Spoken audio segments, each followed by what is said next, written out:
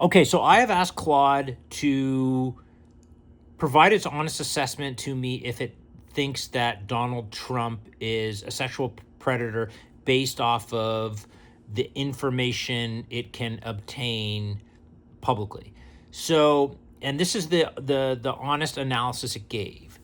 It said what the public record supports in descending order of evidentiary strength. Number one, established by jury verdict. Trump sexually abused E. Jean Carroll in the mid 1990s and defamed her about it. Number two, established by documents and his own past statements. Trump and Epstein had a close social friendship from the 1980s through 2004, including flights on Epstein's plane, social events at Mar-a-Lago, and Trump's own 2002 quote, calling Epstein a terrific guy who likes women on the younger side. Number three, alleged but not adjudicated, varying credibility. At least one accuser told the FBI Trump assaulted her as a minor after Epstein introduced them. Epstein, in private 2019 emails, claimed Trump knew about the girls, the withdrawn 2016 Katie Johnson civil suit. None of these have been tested in court. The DOJ memo dismissed them.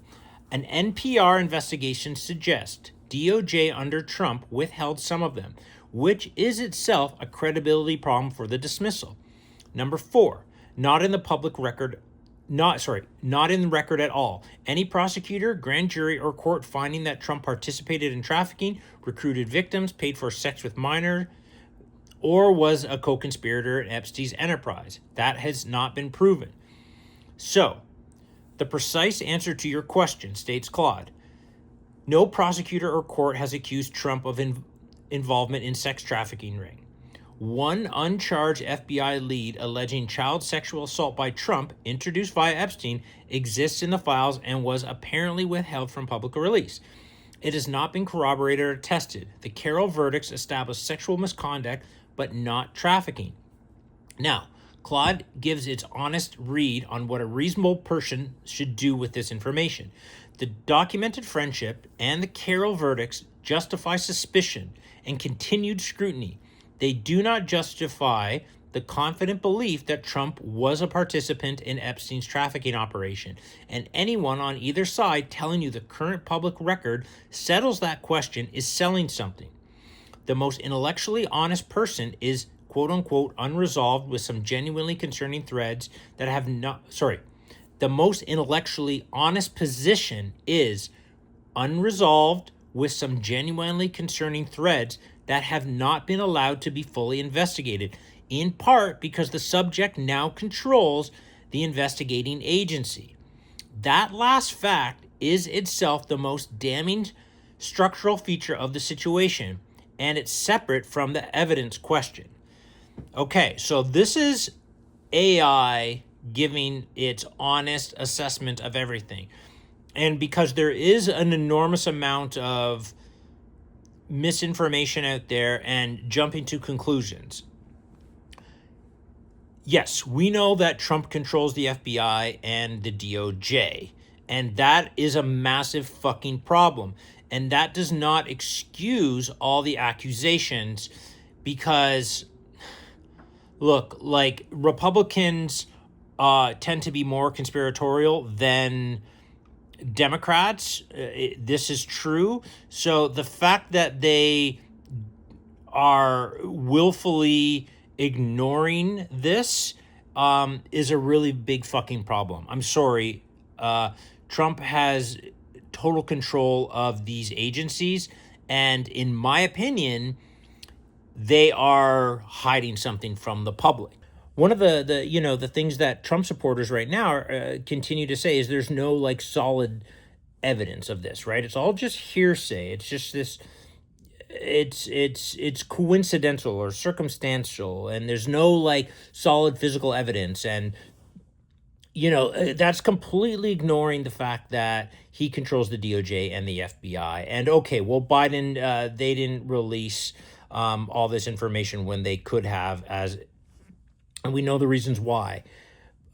But here's the thing, like it's not like in this whole reasonable doubt thing. Like do you even understand what that means? Because I think Trumpers think that like you need to have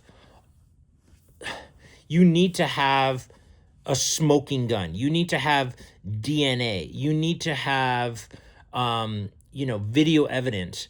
But that is not true. I was on a jury for a murder trial not too long ago, and there was no physical evidence. There was no video evidence. There was no weapon recovered. The bullet was never recovered. And the defense was like, well, without that, you don't really have a case. But you have to, as the jury, you analyze the pattern of behavior, and you deduct, and you use what's called common sense and reasoning. And to say that, beyond a reasonable doubt, like that is there's always some doubt somewhere, but it has to be reasonable. It's defining what that reasonability is.